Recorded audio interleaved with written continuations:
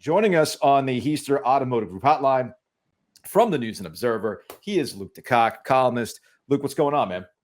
Good morning, fellas. Good to see you.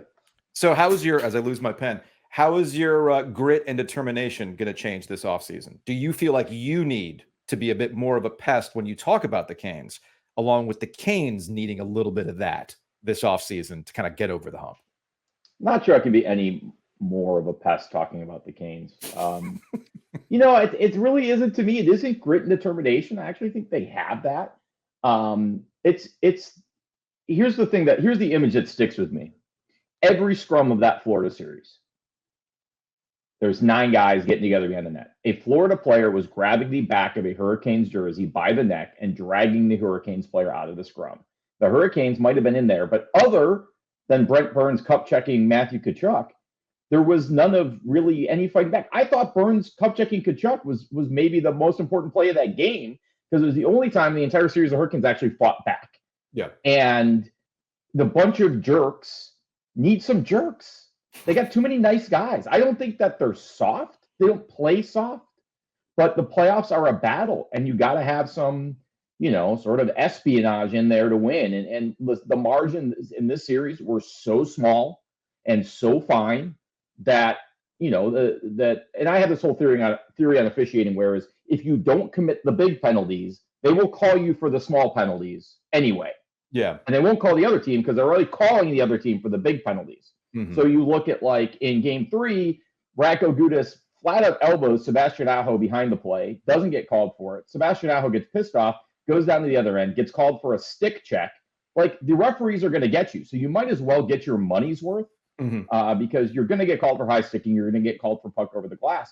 But if you don't elbow someone in the face and get away with it, or don't get away with it, they're going to get you for that stick check on the hands. Like the Islanders, would go out and commit felonies, and then the Hurricanes would get called for a hook in the neutral zone away from the play. Yeah. Even Jordan Staal's penalty at the end of Game 4. That's an offensive zone penalty in the final minute of an elimination playoff game. If the Hurricanes had been elbowing guys all game, that doesn't get called. And you say, okay, well, that's stupid, Luke, but that's playoff hockey. It is. And if you want to win in the playoffs, you have to do those things. All right. So, and Luke DeCock, joining us, News and Observer columnist, is it that's not what these players, that's not how the players are wired for the Carolina Hurricanes, or like none of these guys are capable of doing it? Or is it just the way that Rod Brindamore wants to go about the system? Which one is it? I mean, it's a little from column A, a little from column B. I mean, you saw Stefan Nason get pissed off and drop the gloves with Eric Halla, and like literally 31 other teams applauded. Sure. Right. And you see Sebastian Aho get fired up. You saw Burns. Yeah. I definitely their goal is to play between the whistles, and that's fine.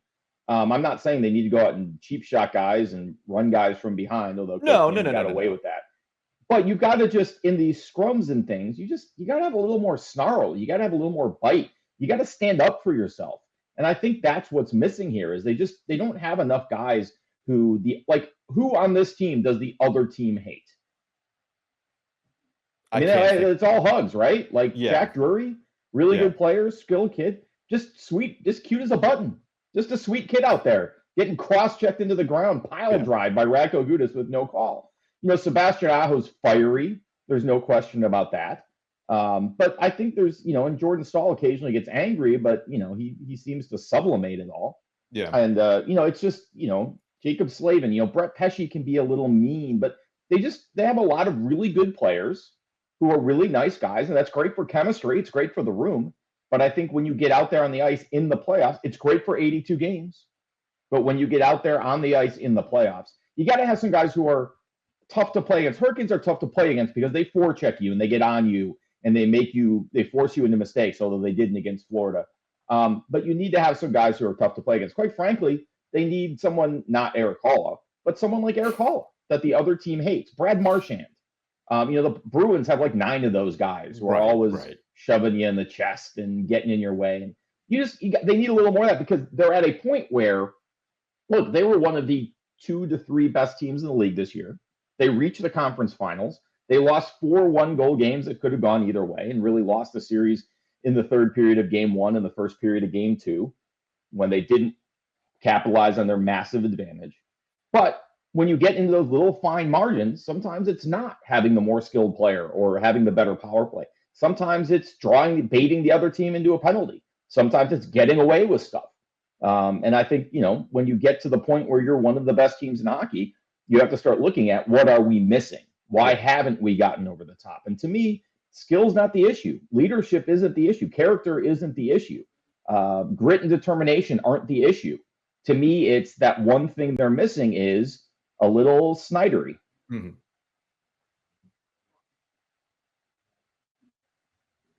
You there, Joe? No, I guess Joe. That met with less. Yeah, I was going to say I didn't know if Joe had checked out there. I have no idea. No, I'm back. I'm laughing because if they get Arakawa back, well, then who are they going to beat in the playoffs next year? They might not win a playoff series because the last 3 years they've been able to eliminate him. Not Arakawa. Not Arakawa. Okay. Someone that other teams hate as much as Arakawa, but presumably a better player who fits better in the row. But that's who the Canes are guaranteed to beat in the playoffs. Like, which team is Arakawa? Oh, okay. The Canes will definitely beat that team. Don't have to worry about that. You wrote about this though, Luke, and next year is the big kind of crucible for the franchise with the players that whose contracts will be up. I am curious, the two big ones that stand out to me for this year. Curious, just your take on what do you think they'll do with Freddie and/or in goal? Is it Kochekov's time? And then with Jordan Staal, is it possible to get him back at a better rate than what they were paying him? Yeah, I mean, I think the Staal thing is he wants to come back. I think they want him back. His role is going to be reduced. That just happens with age, and they can't afford to pay him what he's making now. I mean, and keep this team together. So, if this were a simple deal, it would have happened in January. It's going to be a negotiation. They've been through it before. Jimmy went through it every summer with Glenn Wesley. Yeah. I think it'll work out in the end because it makes too much sense for him to be here for both sides. But, you got to remember, this is what Rod Brindamore went through at the end of his career. And it got really ugly at the end. People forget that the transition to Eric Staal as captain was basically forced by Jimmy and sort of abetted by Paul Maurice, which is one reason why there weren't a lot of really nice words coming out of Rod Brindamore's mouth about how much he learned from Paul Maurice. There are still some hurt feelings there. So Rod Brindamore, of all people, is going to understand how to manage this transition to whatever the next phase of Jordan Staal's career is. Well, okay, there's a focus on Jordan Staal, which I get, but whereas with Rod Brindamore to Eric Staal, there was a clear line of where things were going. What is the next leadership group for this team? Sebastian Aho. But what's his contract situation going to be? Because you got to remember, that's the part that I'm most fascinated by. They got one more year with Sebastian Aho. Are they going to be comfortable paying what it's likely going to take to pay Sebastian Aho without Montreal swooping in and making it easy for you? Yes, and here's why. When we talk about having 1 year left on the core, we'll circle back to the goaltenders in a second. Okay. Part of the reason is it's not that these guys are all going to walk. It's that there are a couple no-brainers that you have to re-sign and take your medicine. And one of those is going to be Sebastian Aho because he is the future of this team as a leader and as a player. I don't know that he's going to be a mega star. I think it's pretty clear at this point that he's a very good player and maybe not a great player, but he is the next captain of this team. And he is an unbelievable competitor. So I think that's going to happen. Now, to do that, you got to find, this is a cap team now. People are used to all the years when they spent $22 million. This is a team that has to account for every nickel now because they are right at the cap. And they're not going to have Max Pacioretty's contract to play around with, which ended up being sort of a giant chunk of wiggle room. So Aho's contract is going to mean probably that someone else has to go. Yeah. But I do think the way the roster is currently constructed, that's something that you can manage if you're willing to make a couple moves that are going to be a little unpopular this summer. One way you manage that is by having Peter Kochetkov play 40 games at $2 million a year. So the question is, who's the best fit to share that spot with Kochetkov and mentor him? That may be Antti Ranta. That may be Frederick Anderson. That may be someone from outside because both Anderson and Ranta are up. You have the option of going in different direction. Freddie, I think, was great in the playoffs. He was great in the regular season last year, but he's getting up in age, and he's got some sort of chronic injuries that we saw in the first round that make him slightly less reliable than he might have been when he came here. And when you look at Ranta, there's so many things to like about Antti Raanta. Reliability is not one of them. So if Raanta is going to be your number 2, you need a number 3 somewhere. So Kochetkov doesn't end up playing 60 games. So, but when these things, like, this is how it is. These things are all interlocked. Yeah. Kochetkov's contract allows you to do other things because he's got another 3 years at $2 million. If he ends up being your number 1 in 2 years at $2 million, and you can bring in a backup making $2 million, now you have a ton of flexibility. But that's putting a lot on Peter Kochetkov. And I think this year is going to be a really interesting experiment to see how he handles that increase in workload. But I don't think you can go into it saying this kid's going to play 60 games. He might, but I think you have to plan that he won't. So, yeah, Joe, to your question originally, which one of those guys or someone new? I mean, I think that's an open question. It would not shock me if they ended up bringing in someone from outside, whether by trade or, free agency, because they think that's going to be a better fit with Kochetkov, as opposed to the previous sort of goaltending regime where you're looking for how well Anderson and Raanta fit together, which they did. Raanta not having the need to play all the time and was so good in the room. And then Anderson, who had so much to prove coming from Toronto, and to me did. I don't think Freddie has anything left to prove at this point. Well, could Mitch Marner do all those things, play goal as well, to mentor Peter Kochetkov? Because apparently, if you believe Toronto Twitter right now, I believe the Canes have to give up about half the roster just to get him, right? Isn't that where we're at right now? And I think Rod Brindamore is part of that deal. Yeah, he's got to go coach Toronto. Coach the Leafs. Yeah. Seth Jarvis, Marty Necas, Sebastian Aho. I think it's a pretty good deal if you think Mitch Marner can play 4 positions. Now, right. I mean, but I do love the unhinged trade demands that come out this time of the year.